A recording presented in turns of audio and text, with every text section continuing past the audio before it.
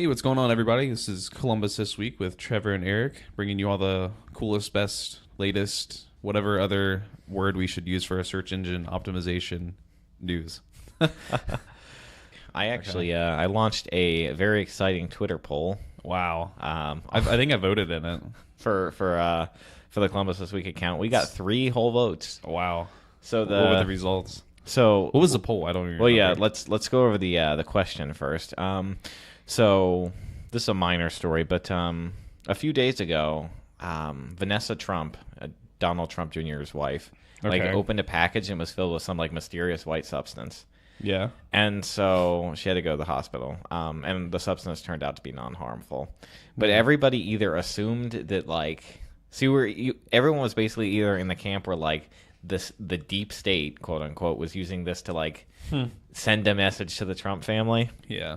or they thought, no sugar for the Trump family, Personal skooma. yeah, and they're just casually sending drugs through the postal service. I'm pretty sure the postal service would catch that. Yeah, people are dumb. So I basically made the poll, and I asked people who they thought was really responsible for hashtag white powder, which Is was that what the trending hashtag was. Yeah. Okay. So we had one person vote for the deep state, zero people vote for the Trump family doing it to themselves, Okay. and 2 people voted that both of those things are completely idiotic.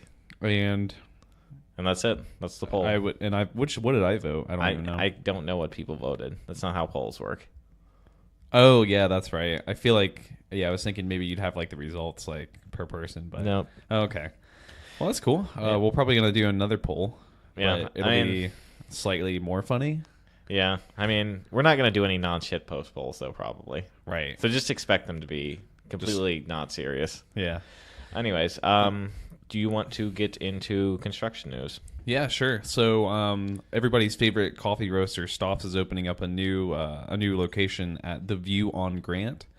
So there's a big new apartment project that's that's opening up downtown, and they're gonna have 1,800. So, and at the bottom, they're gonna have a new Stops, and it's 1,800 square feet, and plus a pad. They're gonna have a patio too. So that's pretty cool. I think that'll bring us up to. They have pictures of it too, on Columbus Underground, where the story's from, and it looks pretty cool. So have you looked at any of the pictures? Yeah, I've seen their proposal pictures where it's going to be at the bottom, glass cafe kind of thing. Yeah. And the building. I think these are the pictures on Columbus Underground. I think the actual pictures of Gotcha. it, but they have this really cool looking big clock thing. It I know needs that to scale. I know the building looks kind of dumb, at least in my opinion. Yeah, I haven't seen the actual building, the outside of it, but okay. So that is being built. We were talking about this the other day, and I knew there's a Stops in German Village, which I go to all the time, Yep. and then there's this new one, and then there's the original location, of course. And where's the other one? Is that North Market? And then okay, so Yeah, it's yeah. actually in the North Market. Yep. Oh, that's right. Yeah, I go there, but whenever I go to the North Market, I don't get coffee, so Yeah, their business is exploding. yeah. There's they make good coffee. There's also a Pasticcia Vera there. Yeah, there's also one in German Village, and I can't for the life of me understand their business hours. So they're open, dude. They close at 5 p.m. Yeah. So Monday through Friday, even if I wanted to go, we can't go because obviously I'm not there during. So I don't understand. I just why wouldn't you be open till 7 or something? Yeah, I don't know. But anyway, They I'm would've sure worked it normal made hours, sense too. to somebody. But okay, so that happened, or that is happening, I should say, and then the wildly successful Kogo is opening up 26 new stations. Most of them are going to be in downtown, but there's also going to be some in Clintonville and some of the other suburbs too. And Yeah, so they're building one in Milo Grogan. That should be interesting. yeah, Have you been to that area? no, It's like an arts district, but it's very run down, but everything's cheap there. It's sort of centrally located. yeah. Everybody says it's I've heard everybody's like, oh, it's the new Short North or something. No, And have it's you gone there, dude? No. It's industrial as hell. Yeah, that's a good thing. Actually, it's where Rogue Fitness is. You know that Oh, area? really? Yeah. Yeah. Huh. Okay. Maybe I should open up an art studio or something. But Compete with 400 West Rich. You haven't been there, I don't think, but Milo Grogan. Oh, so but you haven't been there, but you should go sometime. But it's pretty it's a pretty cool place. They do cool stuff. So next time we go, I'll let you know and invite you. So what else do we have for Columbus construction? Oh yeah, one other thing was the Coleman Government Center is pretty much open too. So what does pretty much open mean? I think most of it is open. Well, they said it's not open. It's like almost open. What does that mean? I don't know. I mean, like is the door like 75% of the way open? Yeah, like some people can squeeze through and stuff. Yeah. It looks really nice though. The actual building itself. I've when I was like running and stuff, I'd run by there quite a bit. It looks pretty cool. So is that all we have for construction news? Yeah. So that's what's going on. Cool. All right, let's move on to the 2 minutes hate. All right. All right, Eric. So first up in the 2 minutes hate, a Vancouver swing dancer was banned from their club after mansplaining. Oh, great. To sum it up, basically, a heated dispute which all began when Gisharu, who's the person who was kicked out, made a post on their Facebook page about why he thought the operative factor in the American presidential election was race rather than gender. In response, another swing dancer asked him to stop mansplaining and unfriended him. Yet another dancer then jumped into the discussion, accusing Gisharu of forcing the first dancer to perform emotional labor. Oh my god! By telling her he had a crush on her while in a monogamous relationship. I don't Trevor. I can't comprehend people like that. Like what? Like saying okay. So first of all, just because you're explaining something and you happen to be of one gender doesn't mean you're gender splaining that. That's stupid. Gender splaining. Yeah. Second of all, like if you want to be free from emotional labor, then you should die. Because that otherwise like part of life is like dealing with struggles and like having difficult interactions with people. Like that, I can't even like. I am just really glad I don't live there. If that's, you know what, like Eric, what it would actually, if that was like actually what it was like, that would suck. Your tone is stressing me out. I have to perform emotional labor right now. I can't tolerate this. It's so stupid. I'm gonna have to ask you to leave. Yeah, let me get up. All right, just walk out. Bye. Good idea. All right. Next up in the 2 minutes hate, a woman says an airline suggested she flush her emotional support hamster down the toilet, so she did. So essentially, to make a long story short, first of all, what is an emotional support hamster? Is that like, can you actually get that? Is that like a real? Well, I know they're emotional support animals, but is the hamster? No, this is the thing. They're like, you can't like take this on the plane as an emotional support animal. You've got to like, you have to like ship it somehow or. Yeah, because the thing is, like, a hamster could get loose, and who knows where it could get. Like, they can get into all sorts of stuff. Yeah. So who knows what kind of crack they could get in the plane, chew a wire, bring the whole thing down. So, anyways, I hope one wire shorting out doesn't. Yeah, but maybe they get like 5. Yeah. So anyways, this hamster was basically not allowed on the plane, and so the lady says that she was recommended to either let it go outside or to flush it down the toilet. Yeah. So she chose so between those two options, she chose to flush it down the toilet. Yes, and she said she was crying for 10 minutes after having to do it, and it was. So this lady's obviously crazy, right? No airline representative is like, "Hey, flush your hamster down the toilet." Yeah. Well, they could have even said it like in jest. Like, hey, lady, like she was probably like really irate, and they're like, look, you can go like let it free, or you can go flush it down the toilet. I don't care. It's probably something like that. And then she was like, well, I guess I'm gonna flush it down the toilet instead of letting it go. Like, what an idiot.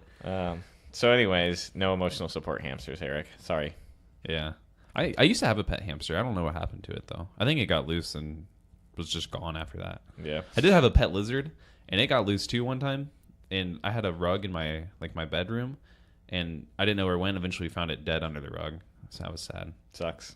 Yeah. All right. Well, that's what he gets for getting loose, though. That was it for the that's why. That's why you put animals like that in glass boxes because they're little reptiles. Yeah, and then they get loose, and who knows what's going to happen. All right. Well, let's move on to Columbus news.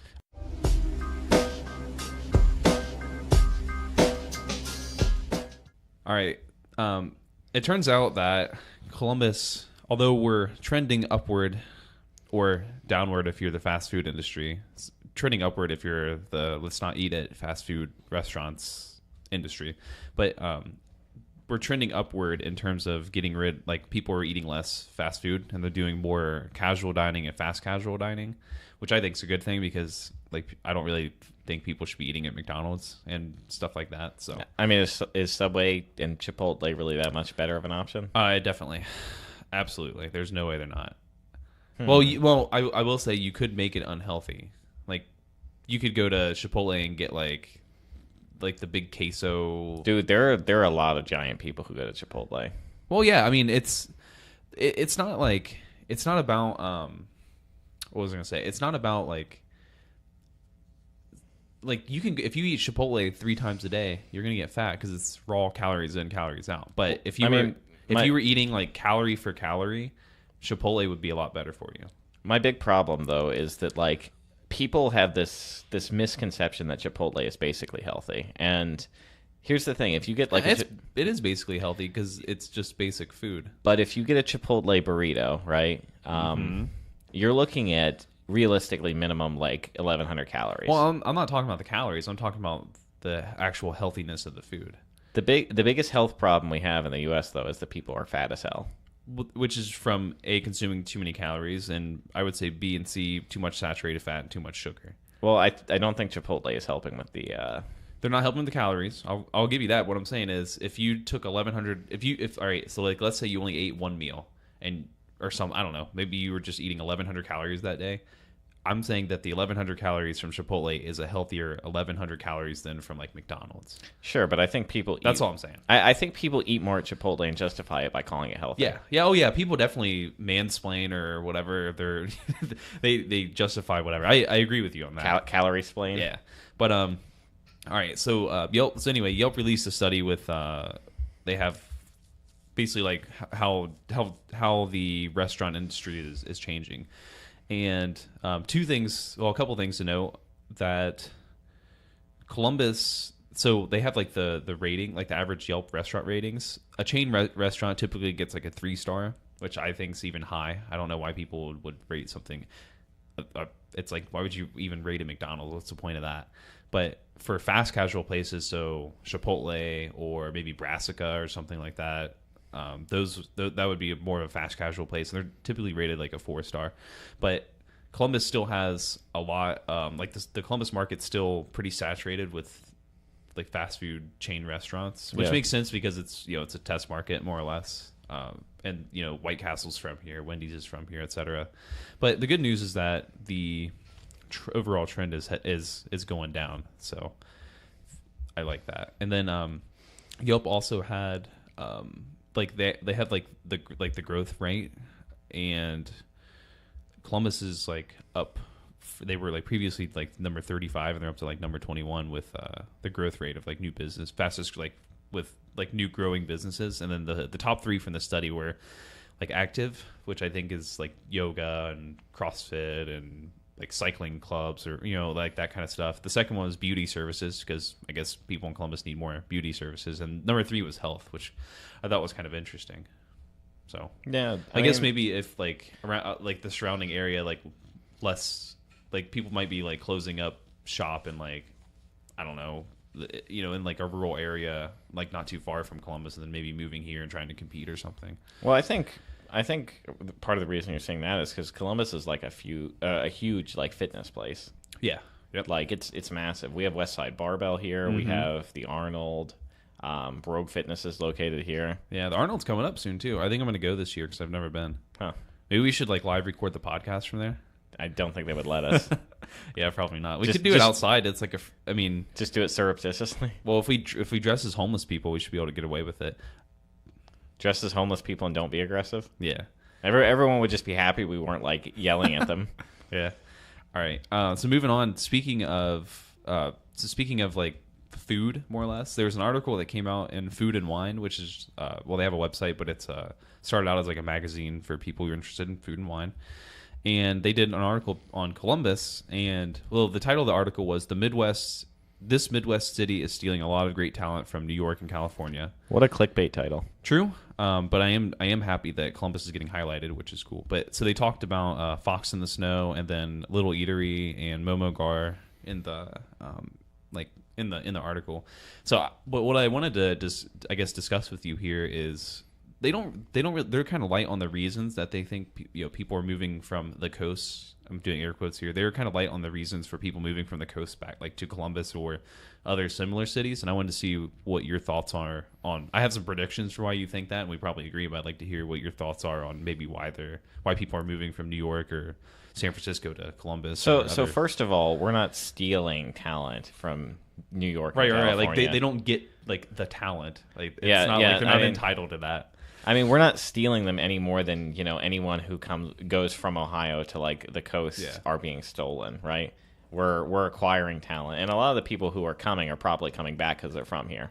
Yeah. Like I imagine that's a huge market. It's like, oh, I grew up in Ohio, and if I want to buy a house in San Francisco, I'll be working till I'm 70. Yeah. So let me move back to Columbus. So that's probably part of it. I did see an interesting comment too.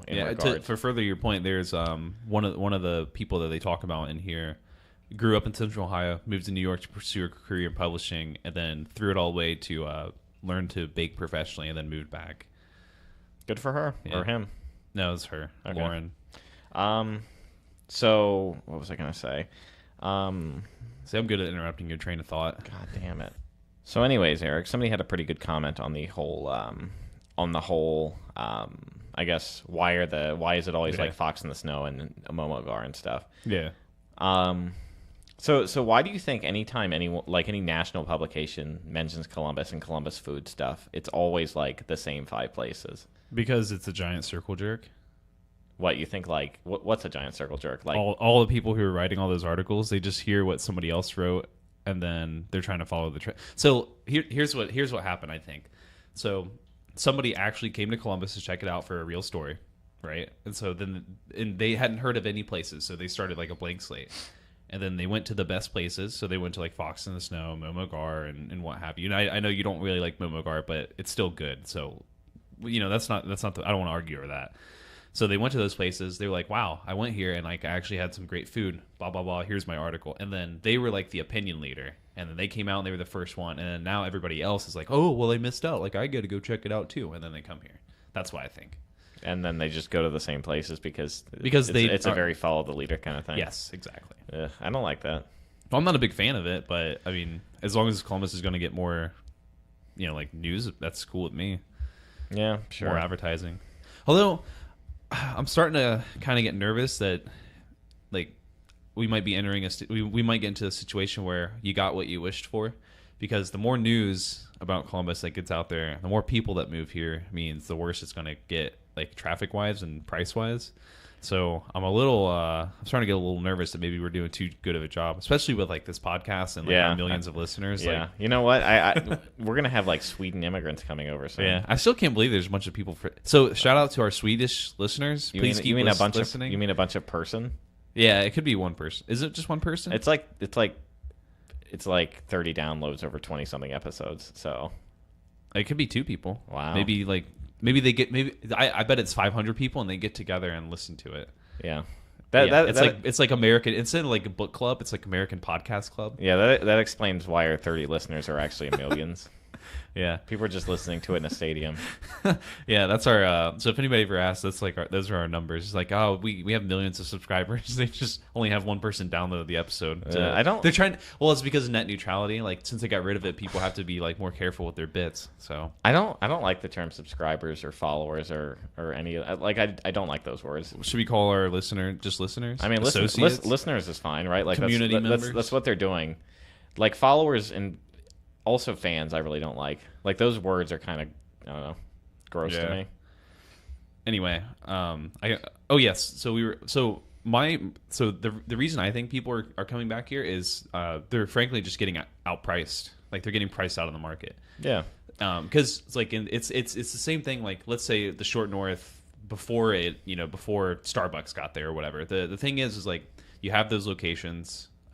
People have these like hipster restaurants or what have you, and they can afford to experiment. They're in a great cultural environment that encourages, this is the same thing, that happened in the short north. And then all of a sudden, I'm picking on Starbucks, but Starbucks is, they don't do anything more wrong than anybody else. But so Starbucks moves in, rents increase, community changes, and then they lose out on those factors. And then like you end up, you basically like, you have to like play with the big fish, and Yeah. you can't really like you get out competed on costs, like especially with a restaurant, because the restaurant like it's not like software where you can just like scale it up and charge more. It just doesn't quite work the same way. So when Starbucks moves in, and like maybe all these other restaurants move in, or maybe some big bad high end chef or whatever in New York's like, well, I'm going to put a restaurant there, and then people start going there, and you just end up getting priced out of the market. And then on top of that, you got to deal with the costs and traffic of personal living in somewhere like New York. And I've made this argument before that I think like if you're like if you're like a bartender, for example, like and you're oh, I have like an hour commute each way, and my rent's too high and stuff. I think that's your problem, and you should move out of New York or wherever it is, because you can pretty much make the same amount of money or close enough in Columbus, and then have like 1/2 to 1/3 the cost of living. Well, tax flight's a real problem. Yeah. Like the number one amount of money that's being moved. So like you can look at net state movement rates, right? Yeah. And if you look at it by income, you can see some pretty huge trends. Like the number one state to state difference year over year is always people moving from California to Texas. Yeah. And the second highest is always moving from New York to Florida. Yeah. And why would people do that? To get away from taxes. Yeah. Yeah. So I think that's part of it, right? I think a lot of people are moving from these highly populated, very tax heavy areas to places like Columbus because our tax burden isn't that bad. Yeah. And also the cost of living is very low. Yeah, and I think there's a good enough culture here that It's great I mean, culture. because all you have to do is look at Fox in the Snow, for example. Have you been there? Yeah. Yeah. So I mean, at least every time I've gone there, there's a line out the door, right? Which is good. But what I'm trying to highlight here is that it shows that people want, like, there's a market for that type of food and like those types of restaurants. Yep. And obviously there's one in New York too, but why compete in New York when you could, maybe make a little bit less money overall, but have a higher standard of living and like have more freedom to experiment and do what you want? Like, what other abandoned where are you gonna find abandoned like warehouses and stuff in New York to put like a hipster restaurant? Yeah, I think everybody's already bought them all. So actually, Sam was mentioning recently that one of the things he hated about New York City is that it felt like every square inch was like owned and like demarcated for a purpose. yeah. Which is just the case in a lot of these big cities. Yeah, it really is it's just like the big fish are there, and if you can't compete with them, and like it's the eco thing really. So it's like, if you Like can't, a shop like Fox in the Snow in New York City would be super crammed in like a tiny building, Right. And like the line would still be out the door, but it wouldn't be feasible to go to. Yeah. Like there are places in DC like that I've gone to. oh yeah, there's places like that. I mean, L.A., D.C., San Francisco. Yeah, New like York. that's just the norm. Yeah, I think Chicago's an interesting case because I feel like Chicago. This could be a completely wrong impression, but I in my head at least I feel like Chicago is more like Columbus, in this like being in the Midwest probably, or the Great Lakes region probably helps, but In a lot of ways, I think it is. Like I feel like there's more abandoned stuff there. I know that sounds bad, but I think it's like less owned versus like some places on the coast. Yeah, I mean it is in some ways and it isn't. I mean it's definitely a bigger city than DC, right? But in a lot of ways it doesn't feel like it. Yeah. Although if you look at the way their metro system is set up, it definitely feels very big city. Yeah. Like there are places where the metro line runs like a foot and a half away from somebody's property. Like Yeah. like the train is 18 inches away from hitting a building Yeah. because they just don't have the space. Yeah. But in a lot of ways, it is very like Columbus-sized city. Yeah. But the transit system, no way. Yeah, and I mean, again, like I think it's like the feel is still like it feels like more like a working town versus like a fashion statement. Like, oh, I live in New York. It feels very dirty, honestly. Yeah. I feel the same way about Pittsburgh too. It feels very dirty. Yeah. Columbus feels pretty clean. Like Yeah. Philly feels pretty dirty too, and I don't mean that in like a derogatory way. It's just what it is. What it is. I don't really like. I don't think less of a city because it might feel dirty. It's just a feeling I get. Yeah, I think the main thing is like the buildings being coated with like tons and tons of debris and dust that hasn't ever been like cleaned off. Yeah. Yeah. I mean, the fact that coal was probably burned in Philadelphia and Pittsburgh for like 100 years. Yeah, probably didn't help. Straight. Just yeah.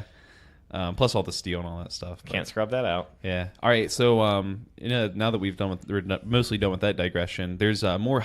Well, speaking of Chicago too, there's more Hyperloop hype. I just wanted to say that because I like saying all those words. But so the Mid Ohio Regional Planning Commission they're planning a major announcement. So we've talked about this before, but there's a proposal to do a Hyperloop from Chicago, Pittsburgh, Columbus, and there's some mostly serious interest in doing that.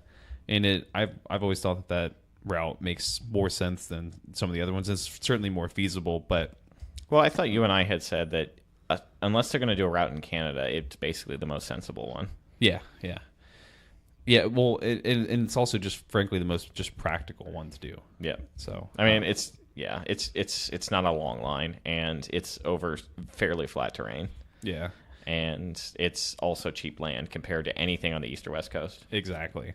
Yeah, I've always thought like the idea of doing that like San Francisco to LA was like just bonkers, not going to happen. Same thing with like the East Coast, but anyway, the Mid Ohio Regional Planning Commission is planning on they're planning like a new announcement. I don't know what the announcement is. It's supposed to be a major one regarding the quote unquote first step toward making this transit system reality. So hopefully next week, I think maybe they'll have a big announcement or something like that. Maybe they're going to actually seriously look at it. That's kind of hopeful. So that'd be kind of cool because you'd be able to get the most expensive pizza you've ever bought from Chicago, like delivered to your house in Columbus, probably. I mean, there's a couple, or no, I guess there's one like actual Chicago pizza place in Columbus. Oh yeah, which one is that? I know what you're talking about, but I can't think of the name. Giordano's or something. I think that's it. Yeah, I had a pizza from there. I would never go back just because I don't. So the problem is I don't you like have to the wait. style too. No, you have to wait like 75 minutes for food. That's the big problem for me. Like I literally don't want to have to wait an hour 15 for my food to arrive. Yeah. My favorite, not to shill for them, but my favorite pizza place in Columbus is probably, well, I don't know if it's my favorite pizza place, but it's my like absolute favorite pizza is Ohio Pizza and Brew. They have a pizza with garlic and feta on there, and it is just so good. It's like every time I take a bite, it's just like I can't believe something tastes this good. So the girlfriend and I really like Pizza House and also Angie's Pizza. I don't think I've had either of those. Angie's Pizza. Isn't pizza great though? I love pizza. It's pretty good. I definitely. So here's one thing I'll say. The dough's not great for you though. Yeah, I don't like pizza. So that's what I don't like. I don't like pizza that's like very doughy or like big crust or like thick bread. Like it's all about like the bread is just what it sits on. I want all the toppings and all the cheese and the sauce. So here's a question: who in the world are these people who have supported Jets into becoming a large business? Yeah, I don't get that. I don't think Yeah. it's good at all. Like, why would I want to eat pizza that's like, so I'm holding my fingers 2 inches out. Yeah. Like who wants a 2-inch thick pizza? Yeah, you're just eating bread with like light toppings. Why would you want to do that? Yeah. Yeah, it doesn't make any sense. So anyway, we can rant about pizza, but we have we have some more news to go over. So Yep. we'll do that instead. All right. So next up, there's a little bit of a controversy. So so the news broke last week as we were recording about the 2 officers in Westerville who were shot and killed. So it turns out though there was a local business owner who didn't really care that much about that story, which that's your prerogative, right? Yeah. But what I would say is that if you own a business and you have your name like publicly out there, one thing you should not do is go on Twitter and tell the world you don't care about 2 people who got shot and killed. Yeah, especially when those 2 people were police officers who were in the line of duty and or apparently were like nice people. So so here's the tweet that got the owner of Johnstown Barbecue in a little bit of trouble. Yeah. And by a little bit of trouble, I mean people are boycotting So him. they're probably going to go out of business kind of trouble. Maybe. Jeez. He's apologized and stuff, but here's what he said. Yeah. Do I really have to watch a split screen of Pebble Beach golf for a couple of cops that were killed hours ago in a suburb? Yeah, wow. That was not a good idea. I mean, so Don't say it. Don't say it. Don't do it. well, so I'm just going to say, like, whether you care about the event or not, Yeah. this is really bad optics. Like, okay, there's no positive coming out of this tweet. If you own a business, like, you have just exposed yourself to a massive amount of risk for no good reason. Yeah. Nobody's going to be like, oh, yeah, there's that guy who doesn't care about the police being shot. Let me go, let me go patronize his business because that's an opinion. Yeah. Because people who don't care also don't care about your opinion. Yeah. And the people who do care are going to make your life hell. Yeah. This was just a bad decision. Yeah. I care that, for example, like, it sucks that the police officers, and it sucks what happened, but I'm also not, I'm not like watching the procession and stuff like that. I mean, you could say I care less than other people, but I care, but I'm also not going to go on Twitter and then tell everybody I don't care or how much or little I care. Yeah. So people, especially if I owned a business. Yeah. So people, although we to be fair though, we are on a podcast, so this is a business that makes absolutely no money. So I guess we have nothing to lose. But yeah, I mean, I also think it wasn't a very he put it in a very insensitive way, right? Yeah. I think it's more indicative of people treating Twitter like they're talking with their friends, because that is what most people use Twitter for. Yeah. But it's like you're talking with your friends while being recorded and it's broadcast to the world. Yeah. Social media is very awkward in that sort of way. Yeah. But anyways, it might surprise you to know that people have bombed his Yelp reviews down to 2.5 stars. Yeah, I can actually check that. It's Route 62 barbecue. Yeah. Speaking of Yelp, do you see that I tweeted at you that I'm the official Duke of the Keep? Of what Keep? The Keep, the restaurant. Oh, you haven't been? No. So there's a restaurant called the Keep, and it's in the Levesque Tower. It's pretty good. So on Yelp, if you check, like, the person who has the highest ranking, like rating or something, with the most check-ins becomes like the Duke of a place, which means like you're the most Yelper person that like checks in there. So this sounds like Foursquare. Yeah, it's definitely like a thing like that. But I checked in at the Keep, and I just thought it sounded cool because it's like the Duke of the Keep. Yeah, versus like the Duke of like Momo. That's not as cool as like the Duke of the Keep. Yeah, so that's why I didn't know why you sent that to me, because it just seemed like some fucking mean thing. Yeah, but I got you now. Yeah. Like I'm just gonna sit there and like draw memes or something. So what Eric is really saying is that if you're looking to be the Duke of something on Yelp, Route 62 barbecue is probably a good option right now. Yeah, maybe. Yeah, you could just go in and check in, and then if other people have checked in though, then yeah, I don't know if that'll work. You have to go to places that like other people might not have gone. Well, no, that's why I'm saying like nobody's gonna be patronizing this place anymore. Yeah, but if people are giving it a bunch of low ratings, then like let's say like that means they got to check in. No, it doesn't. Oh yeah, I guess that's right. But wait, do you always check in when you leave reviews? I do. Yeah. Otherwise, I don't leave a review. Oh, I see. I mean, it's like leaving a review for a product you never bought. Well, why do you have to check in though? That's kind of weird. Well, you don't have to, but I'm saying I don't. Well, like, what if I went there? Why do I need to check in? You don't. But what I'm saying is, if I like do it as a combo thing, like I check in as like, hey, I'm actually physically here at the restaurant. It's like to me, it's like a verified purchase, because I could go leave a review for that restaurant and I've never been. Sure. But I don't, personally, like what I do is if I go to a place, I check in to say, hey, I'm actually here, and then I leave a review. So it's like, hey, I'm actually here. I'm actually using this. I'm actually getting the product, and I'm actually reviewing it. Versus, oh, I like saw that this guy was a jerk on Twitter, and I'm gonna like go leave a review for the restaurant and say the food sucks. Like I just personally don't do that. That's why I'm Yelp Elite and not Yelp Pleb like everybody else. Yep, strategies from the Yelp Elite. Everybody. Oh, I love rubbing it in your face. So why? Funny. Like I don't because you don't care, or you say you don't care, but I think you secretly care a lot. Why? I don't know. I'm just kidding. Like, I've left one Yelp review, and it was to complain about how terrible a restaurant was. Yeah. I got my use out of Yelp. Which one? Is it Hot Chicken Takeover? No. Oh.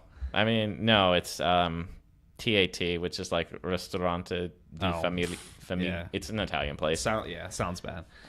It's not a good restaurant. Don't go there. Yep, don't I thought I told you. They microwaved my steak and told me they got me a new one, and also didn't... they just lied to me, so I gave them 1 star. You can't, lie to somebody. Yeah, I mean, you can, but then you get a 1 star. Yeah. So, anyways, for our last story, local business owners on the short north? In the short north. Okay, in the short north are not handling the fact that construction is disrupting their business very well. Yeah. So I have a few quotes here from local businesses, and The story for those interested is From the Dispatch. yeah, from the Dispatch. Construction disrupting Short North businesses. Yeah, there is a lot of construction going on. I like their pictures. So there's literally a picture of like this woman with a jewelry shop, and like there's like 2 feet outside there's like construction workers, like almost. Yeah. To be fair, I know exactly where that place is, and it's like it's at the sidewalk level. So if you go to the Dispatch article and you go over like 5 pictures or something, the window is literally like the start of the window starts at the sidewalk, like the level of the sidewalk, because you have to like walk down to get into the place. So Still though, so basically this this jewelry shop owner says she can't like open her business right now because yeah, all the jewelry keeps falling over because of the jackhammers, and like her business is just getting filled with dust, and there's no point in like ever even opening the door. yeah. I mean, like on one hand I feel bad because obviously it's like not a great situation. On the other hand, people have to fix stuff and people have to build stuff, so you just got to put up with it. There's other quotes from the leader of the Short North Alliance saying the extreme weather in January, along with the holiday shopping season fatigue, has made it not an easy start for the businesses. So essentially, I think the businesses are trying to corral their horses because the rent versus the money they're making right now is just low, because nobody wants to go outside and the construction doesn't help. So the Short North just isn't seeing money, and they're probably being charged the same for rent. Yeah, of course. So that's essentially, yeah, of course they're getting charged the same. I mean, that's essentially what's happening. Yeah, I mean, part of owning a business is planning for that, I guess. Yeah. So, I mean, it sucks, but I mean, you again, can't. Well, to be fair, you can't. It's hard to plan for the city saying, okay, we're doing construction here now. Like you don't as a local business owner, you have zero say over that. Well, yeah, but you have to you have to plan your cash flow such that if you have lower sales, you don't just flop. I mean, sure, but like, how long can you afford to run? Like, how long are you planning your cash flow out? Like, how long do you want to operate your business without making a profit? I don't know. I don't run the business, so yeah. I mean, there's a reason that something like 90% of restaurants go out of business within 2 years. Well, I think it's because most of them are bad. I think a lot of good restaurants are owned by people who don't have the business sense to yeah. Anyways, but I think that's it for Columbus News. Yeah. Oh, yeah. So, well, I guess before we move on to the debate and discussion, since we were talking about the construction, so before the podcast, I don't know, I mentioned this, but so they like demoed like 3 bridges that went across 70 East downtown. Yeah. And then now it's like, it was weird because I got on 70 and was driving to work, and then I was like, what's different? And then all of a sudden I was like, oh, it's really bright. And it's because, they got rid of all those bridges. I think they should just keep them rid of. I think what they should do is build like a couple of pedestrian only bridges and then just leave it at that. Like they don't need to build more car bridges. I don't think that's a good idea. So what are the bridges for? I mean, what roads? I don't know what the roads were. It was like 4th and Grant Avenue or something like that. They were all right next to Nationwide Children's. Gotcha. They were right on that strip right there on Livingston. Okay. But I think they should just build pedestrian walkways, like a bikeway. Here's my dream, Trevor. So they build a new bridge, and it has two, maybe 4 lanes, small lanes, and they're bike lanes. And then they have trees and grass, not grass, but trees and whatever on the sides here. And then there's a sidewalk right there. So you have edges of the bridge, sidewalk, trees, and 2 to 4 bike lanes, and that's it. Paved bike lanes. And they got little, there's little, bike signs and stuff. It's all just a little awesome bridge. Dude, a lot of that area you're talking about is not somewhere where that stuff's going to be utilized. No, it would. Well, then people would the thing is, you have to change people's habits, because if you make it easy for cars, people get cars. So then you make it hard for cars, and then people have to do other things. Well, it's a very low income area. You're not gonna. No, not right there. It's right next to German Village. Where are you talking about? So there's Livingston Avenue. You know what I'm talking about, right there, right? Yeah. And then Livingston Avenue, it butts up right against German Village and what's the other? There's another little neighborhood there that's not German Village, but it's well, east of Livingston's not a good area, right? But these are west of Livingston. Okay, so it's right there, and then Nationwide Children's is right there too. Gotcha. But even so, people from east of Livingston, they can walk too. I mean, they can, but I feel like the vast. I mean, just from my experience, because I used to live over there, the vast majority of people are either driving or taking the bus. Yeah, and so let's get rid of the 'Cause- driving part. Because everybody, well, I mean, the buses have to run routes across those bridges. Yeah, well, I mean, then just walk or ride a bike. Well, some people work far away from where they live because they live in an area where they can afford.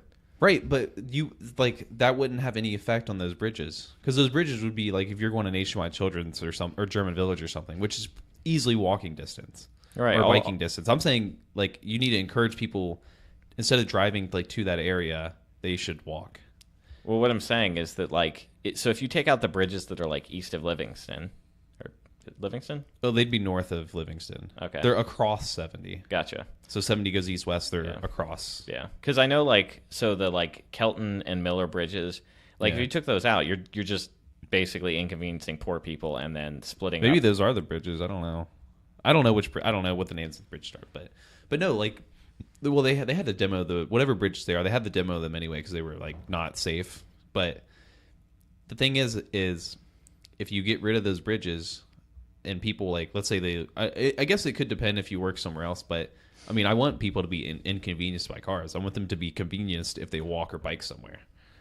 And it would inconvenience people in German Village too if they also drove. So it's not. I mean, it's pretty fair.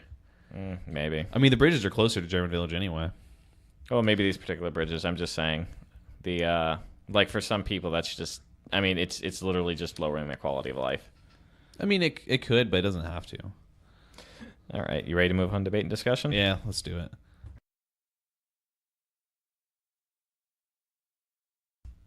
So the first story I have for us, Trevor, is Google removed the image button from search results. Do you know which button I'm talking about?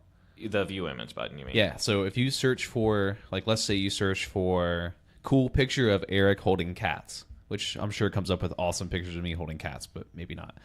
Then previously, you'd get like the big grid of images, and you could click on one of those images. You could click on one of those images, and then there's the little view image button, and then it would most of the time you'd get like just the image, and then you'd like save that image for your PowerPoint presentation or whatever you're using it for.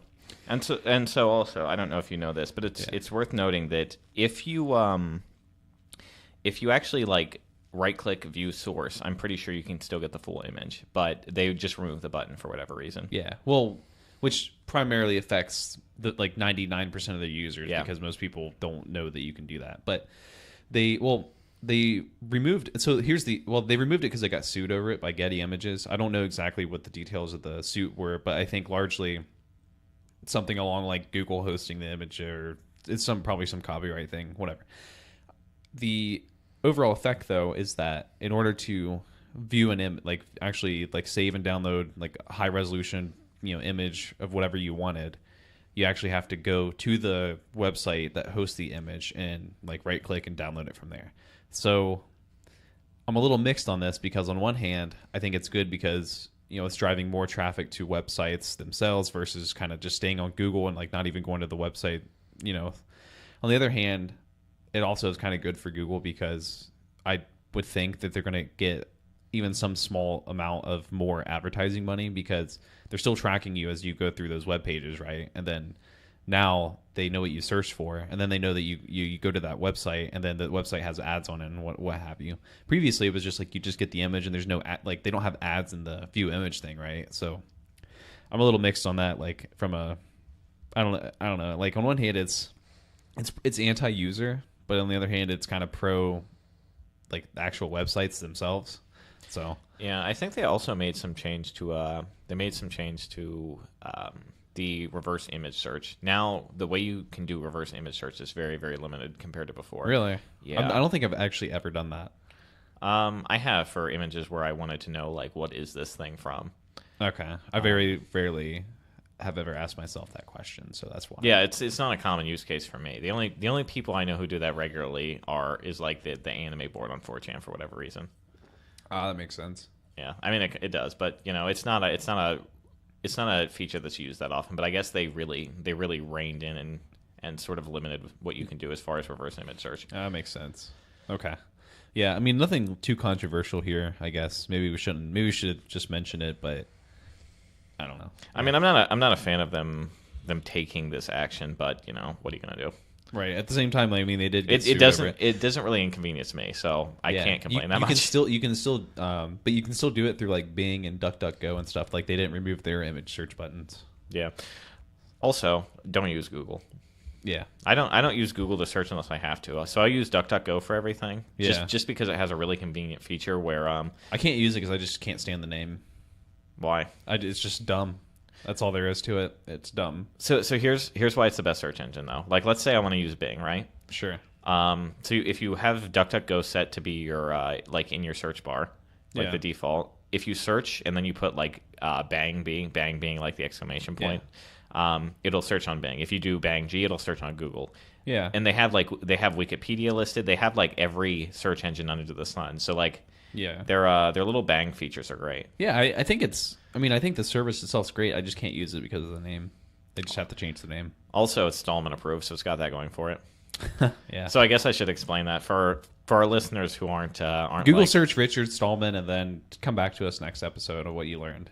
they're gonna learn that he eats things off of his foot.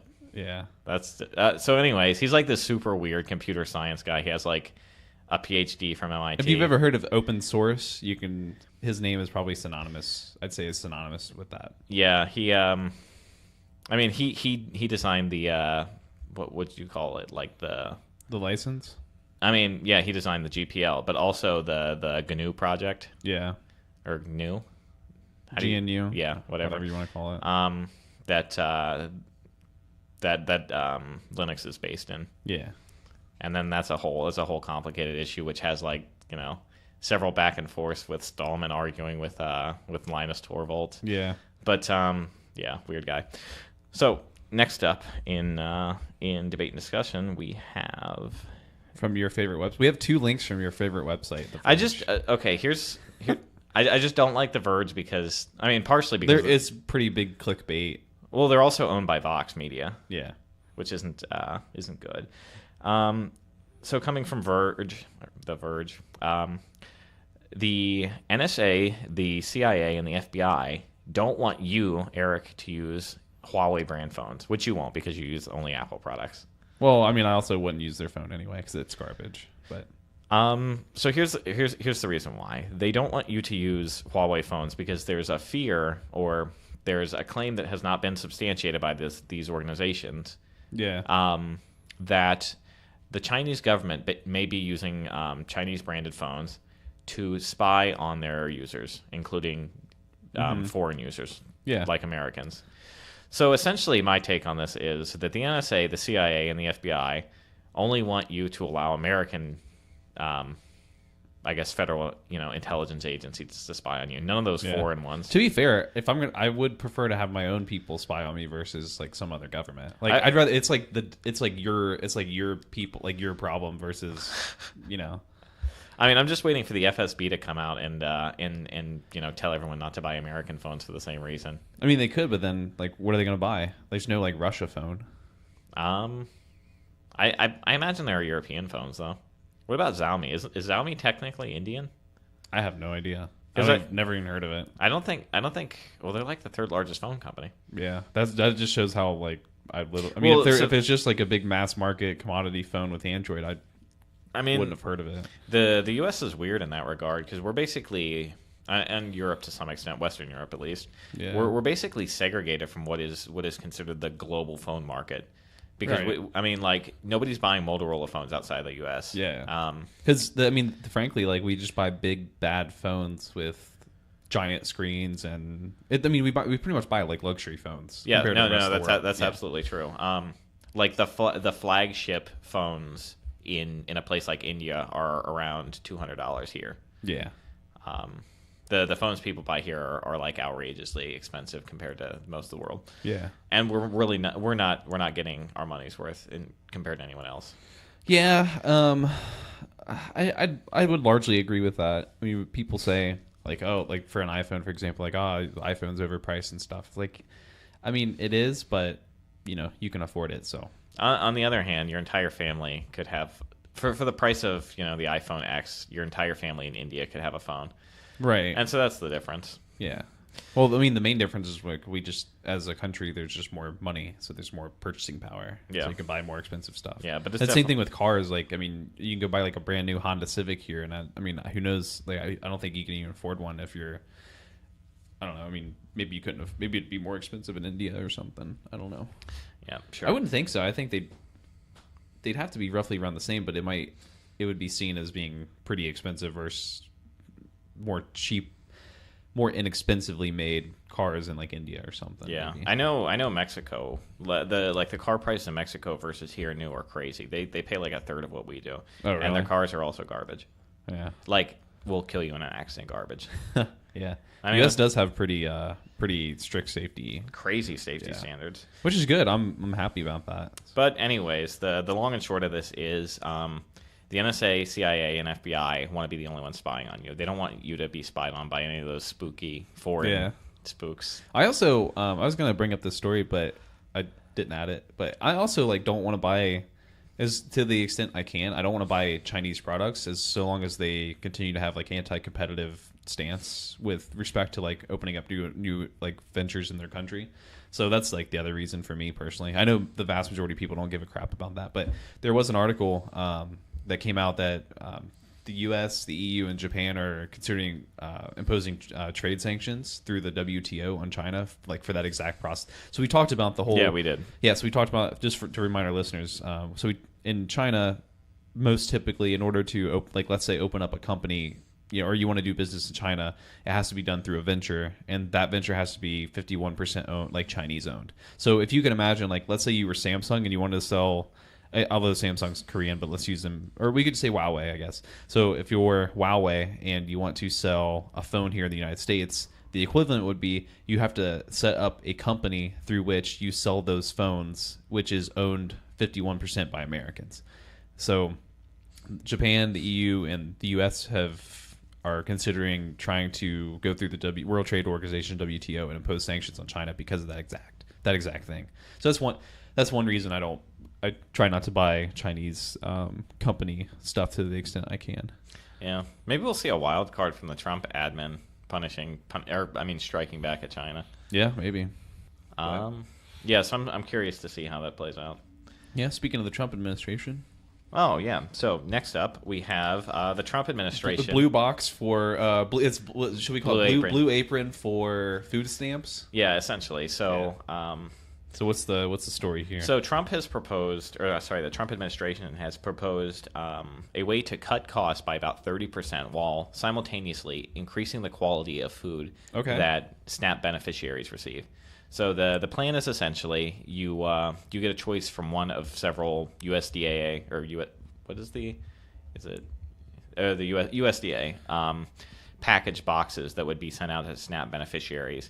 Okay, and SNAP is food stamps. Basically, yeah, right? essentially. Okay. It's been called WIC. It's been called SNAP. The name changes, right? But essentially, it's the dole, food stamps, whatever. So the idea is, and as somebody whose family has received food stamps, somebody whose family still receives food stamps, I don't get them anymore, but obviously because I'm an adult. But yeah. Well, you could still get them as an adult, but I mean, it's hard. But you don't because you're an engineer at the job. You have no idea how hard it is to get them. Yeah. Oh no, I don't because I was a kid when we got them. Like I think you have to be at least like 24 or something. Oh wow. Yeah. So like collegiates can't get them. But anyways.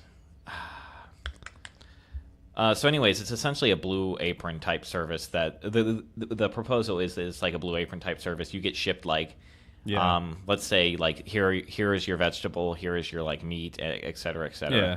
And so right now, like you just get money that's loaded onto a card that you use. And so the idea is that because they can consolidate the supply chain through USDA, they can cut the middleman of the grocery store out.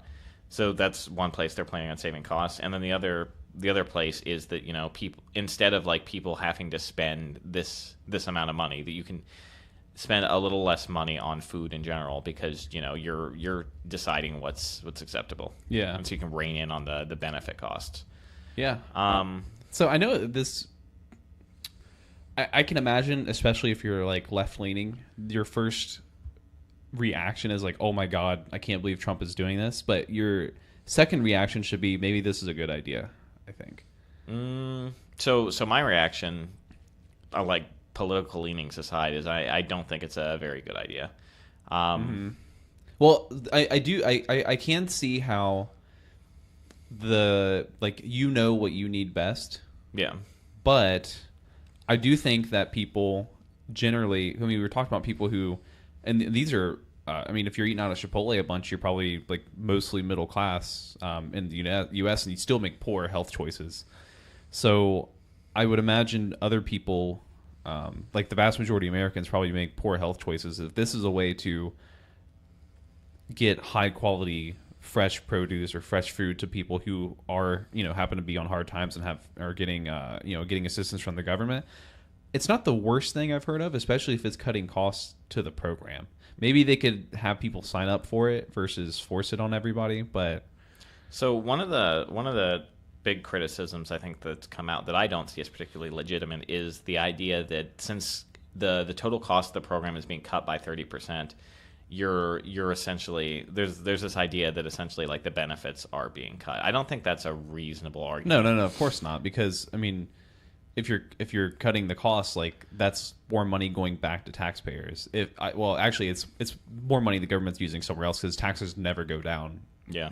But cutting costs is cutting costs. It doesn't matter. It's not cutting as long as my criteria here is as long as they are delivering high quality, fresh produce, and I'm not even saying organics. I'm saying just fresh produce, fresh food, and like maybe even like nutritional information. I don't really have a problem with it. Maybe they could do like a hybrid approach too. Like my big objection is this is requiring the government to manage a big supply chain. True.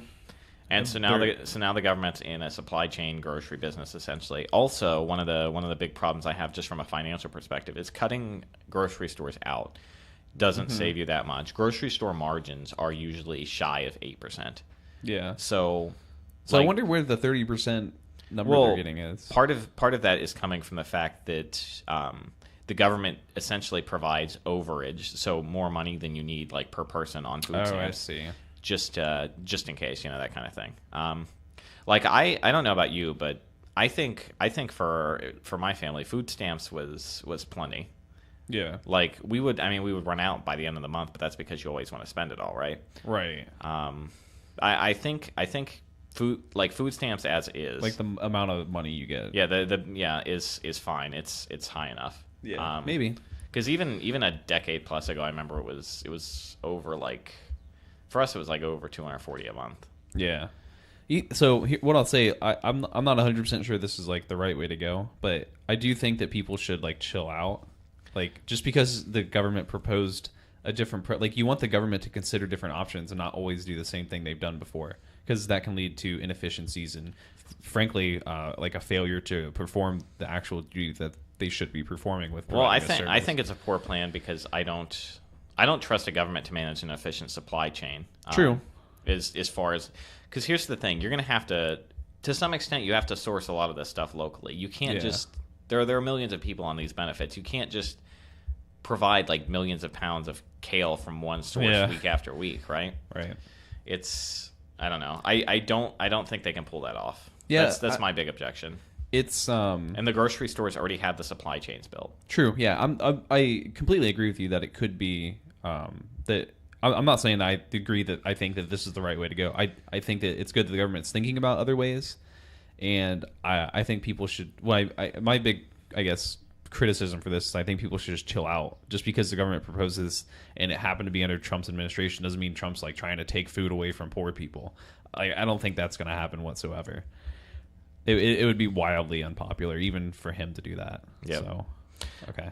All right. So moving on to our last story, you wanted to talk about a potential energy drink ban in the UK, right? Yeah. So supermarkets in the United Kingdom are considering or will stop selling energy drinks to customers under 16. So if you're under 16 years old, you cannot buy like Red Bulls and Monster and Rockstar and all those energy drinks. And we were talking before the show. You are pretty against it. I however, against the ban, that is. Yeah, and I am warmly or tentatively in favor of it.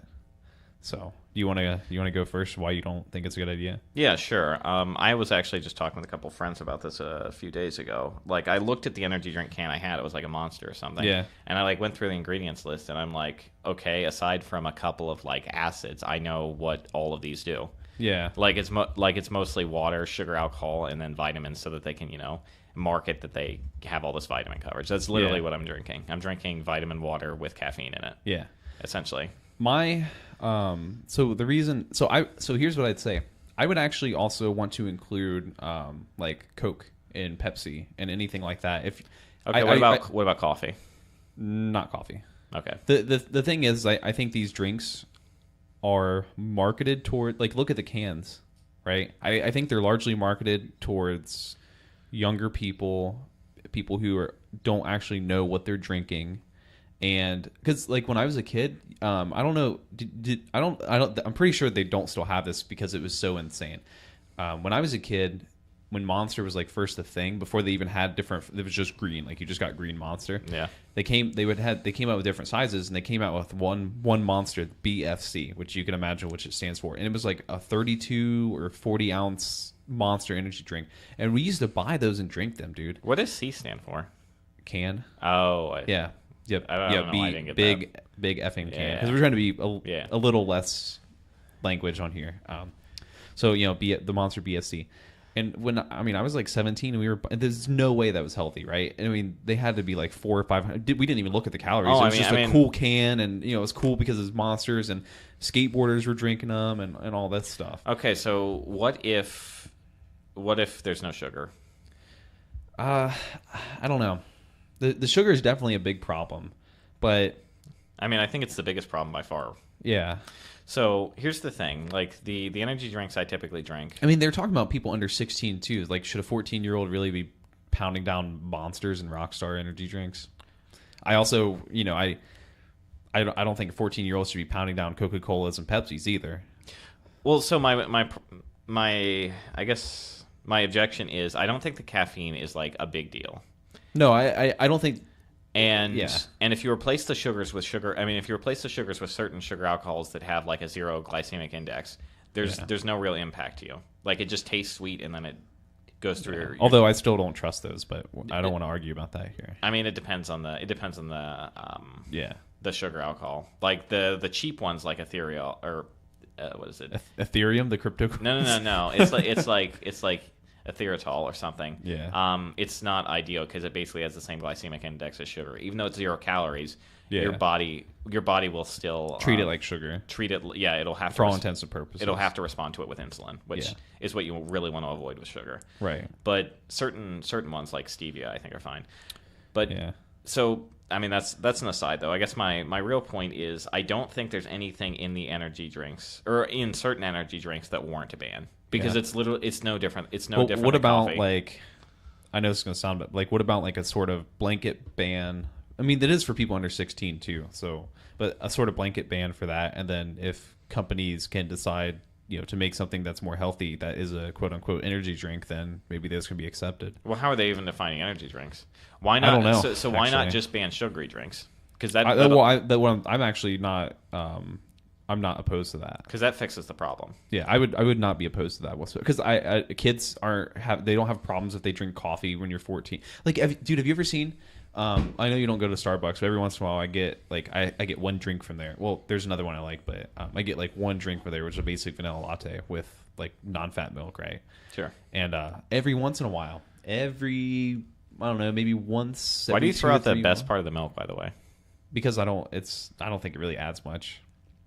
But and it's like fewer calories, and I think the calorie to taste ratio favors not having it. Well, it's not about taste, it's about nutrition. Like the fat, I don't need milk fat is great.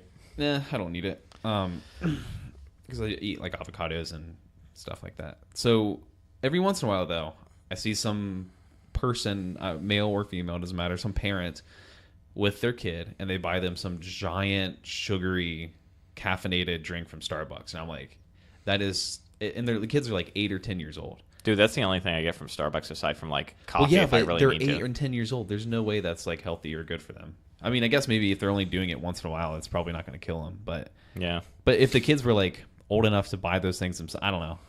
I just don't think it's a But yeah, that's still a sugar problem. yeah. Largely it's a sugar problem. So I would be in favor of also banning like buying Coke and Pepsi and all that kind of stuff too. I mean, these drinks are marketed towards kids. Yeah. So I mean, we started implementing sugar taxes all over the U.S. Yep. Of course, Starbucks always lobbies to get around them. As they would. That is so annoying that Starbucks prepared drinks are always exempt from these stupid like soda taxes. Oh well. I think unless you have something else though, because that was pretty much it. I think we basically agree that the main problem isn't like the caffeine and the energy drink so much as it is the sugary calories. Yeah. All right. So you ready to move on to the feature then? Let's do it. Okay. All right.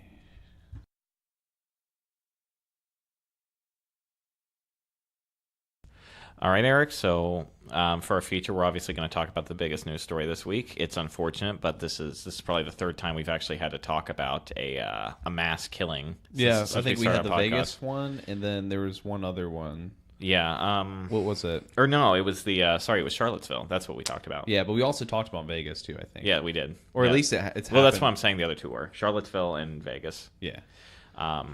So obviously we're talking about the Florida school shooting, and I guess I wanted to sort of talk about like there was a Reddit reaction on our Columbus, and you wanted to talk about sort of the gun aspect. Yeah. So just going into the R Columbus thread, first of all, it was a disaster of a thread. There were like 3 comments that had like positive karma at the top level. Oh, for the actual Reddit thread. Yeah. I don't even get into I don't even read those threads because they're just full of garbage.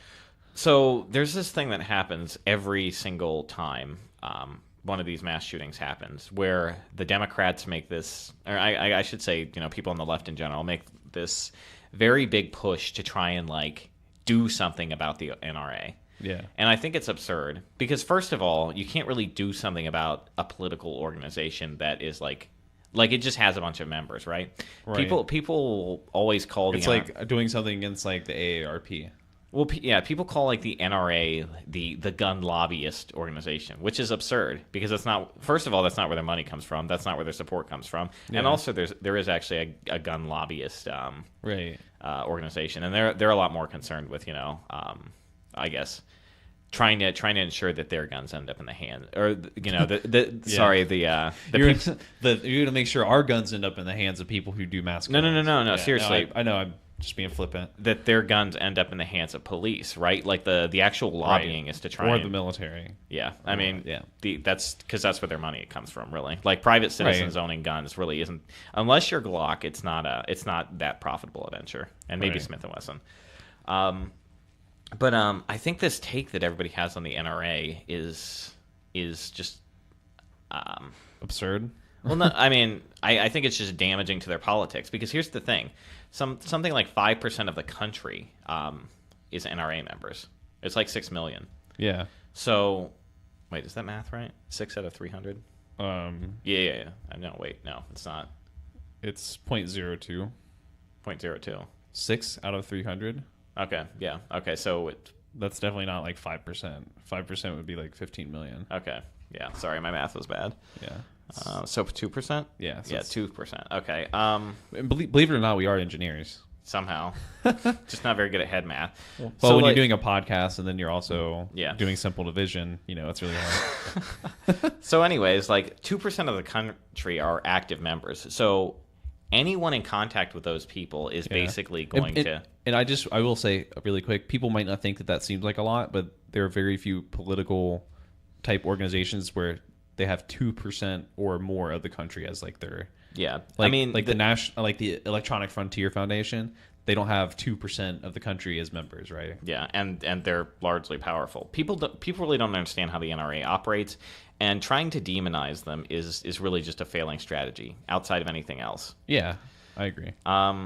I mean, if you compare like the biggest anti-gun organization, which is the Brady campaign, to the NRA, they're not a tenth of the size. Yeah. So you're trying to punch against this this massive, like this political giant that. But I mean, so the one thing the NRA doesn't really have going for them is they don't have a lot of money to work with. But what they do have is probably the best the best political mobility network in the country. Right.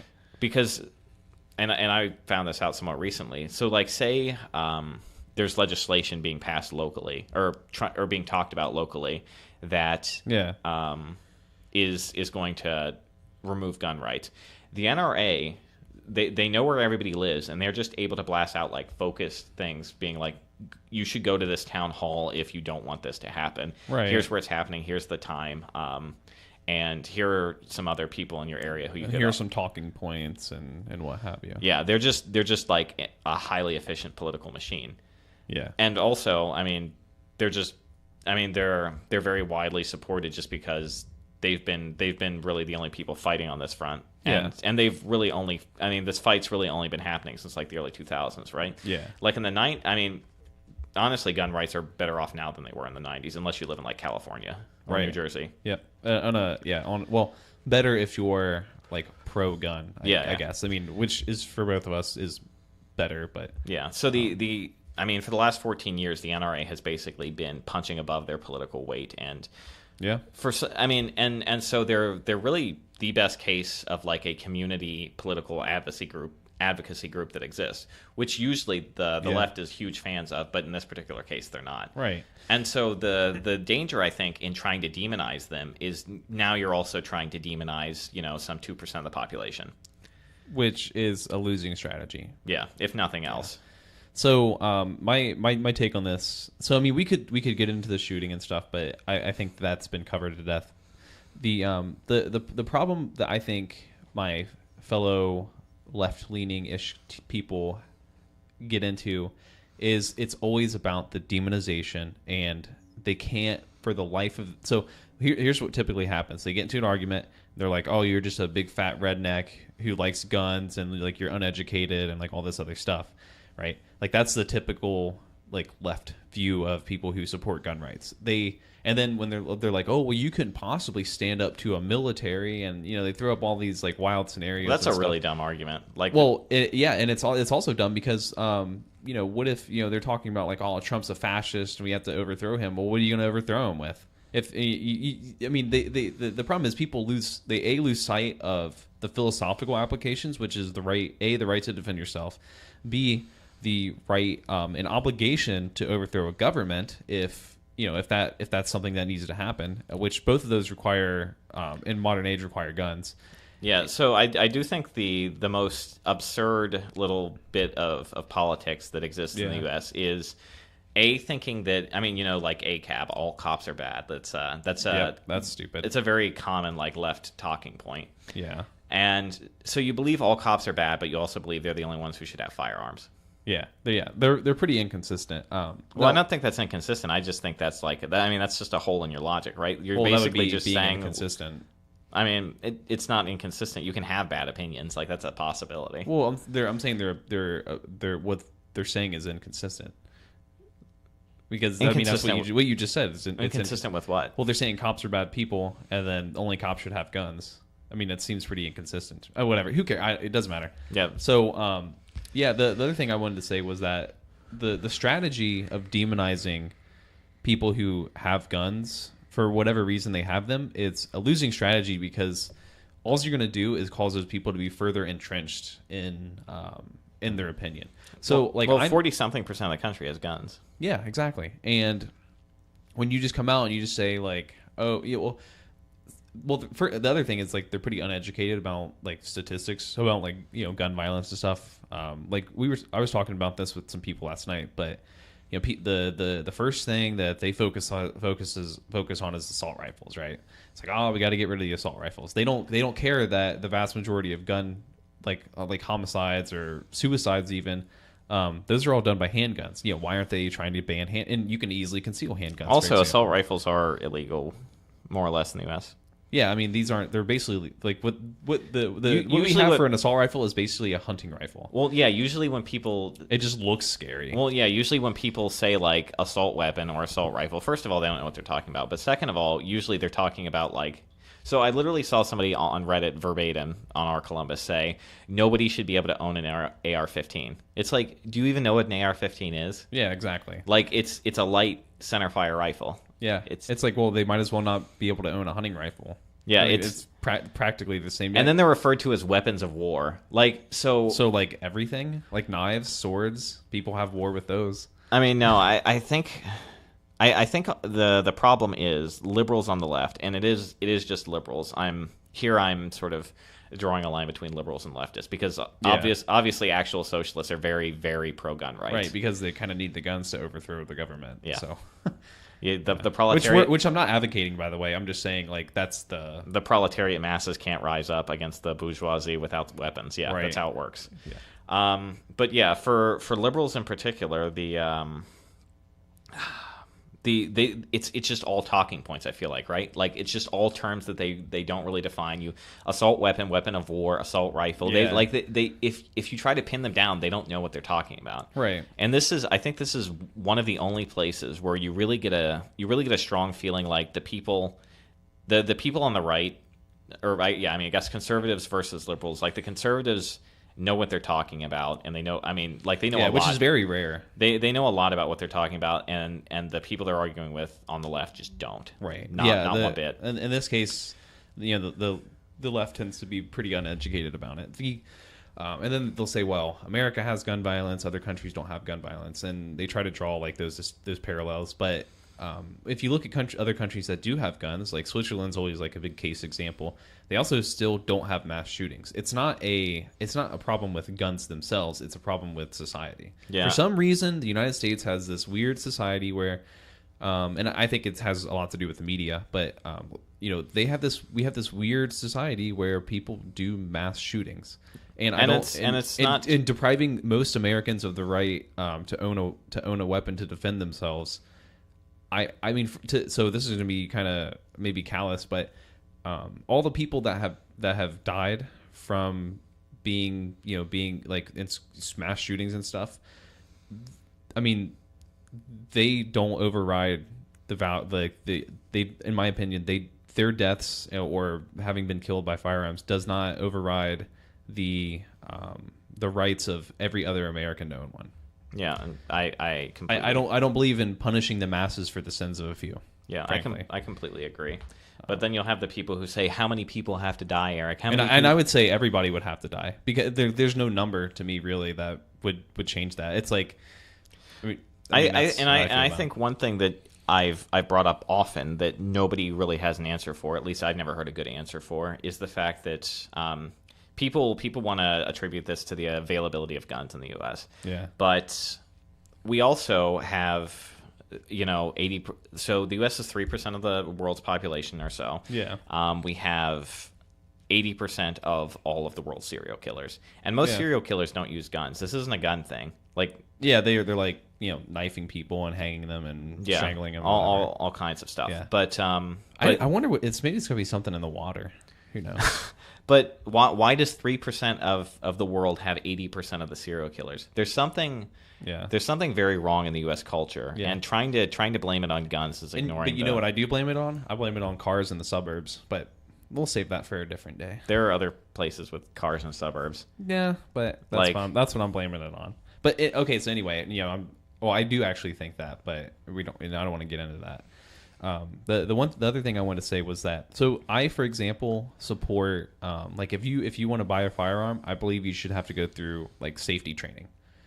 For example, I think you have to do training. I mean, in pretty much everywhere in the U.S. if you get a concealed carry, and which is not it's not everywhere. But I say if you buy any firearm, there should be some sort of training for it. And I'm also very pro gun, but people on the left, they overstep it.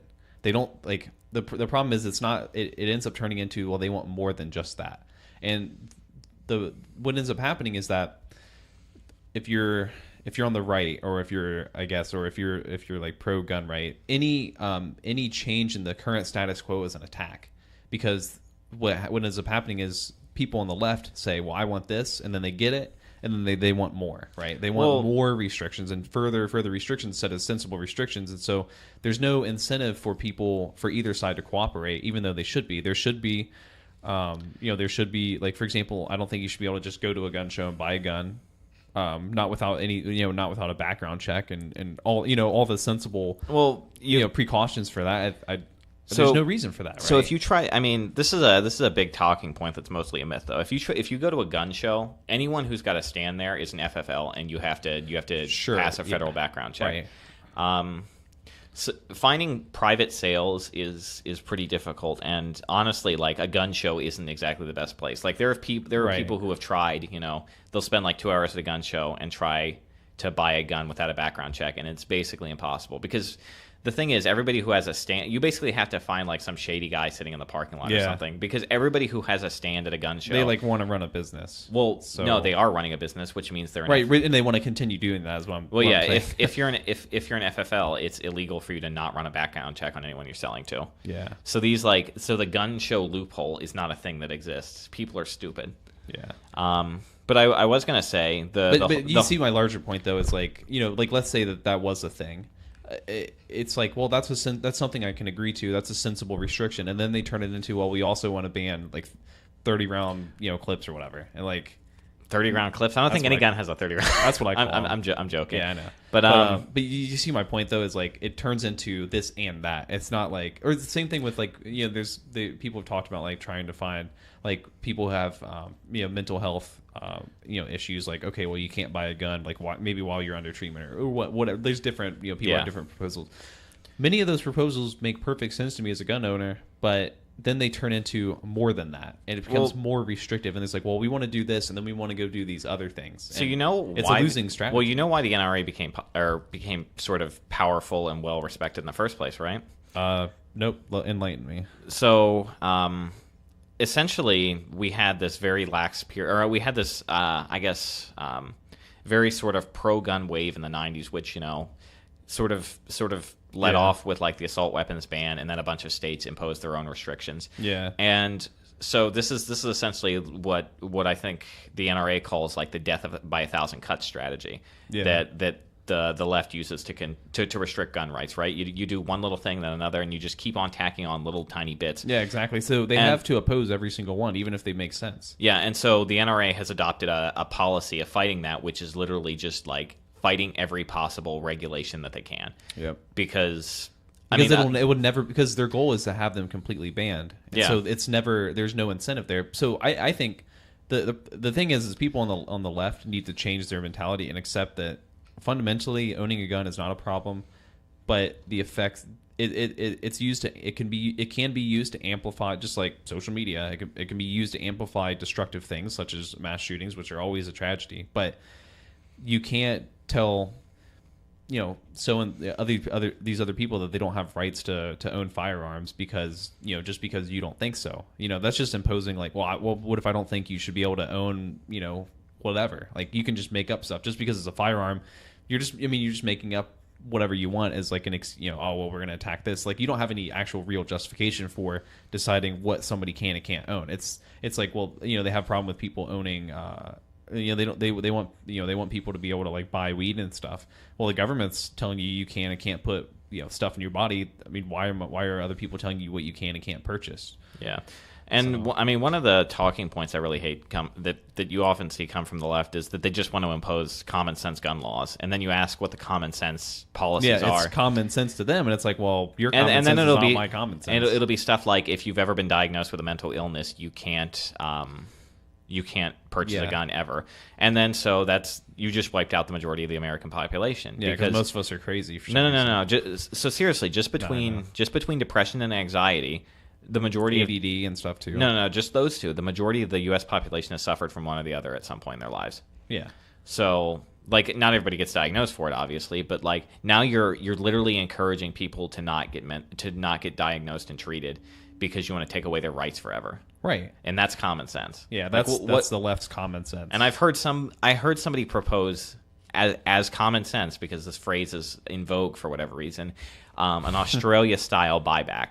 Which, by the way, means we're taking all your guns away. That's common sense. Yeah. So that's their large problem. So they'll never actually get a solution that they want. There's no amount of mass killings that would change the opinion of gun owners. So riding on the coattails of that and saying, well, this is the time, etc. They'll never win, and the only real solution is to try to partner with people who own guns and come together with sensible, firearm regulation. Banning 30-round, I call them clips, magazines, whatever. Banning those, that's not sensible. That's not going to happen. Yeah. Do you know how long? Do you know how long it takes for standard training for people who purchase firearms for the first time, for example?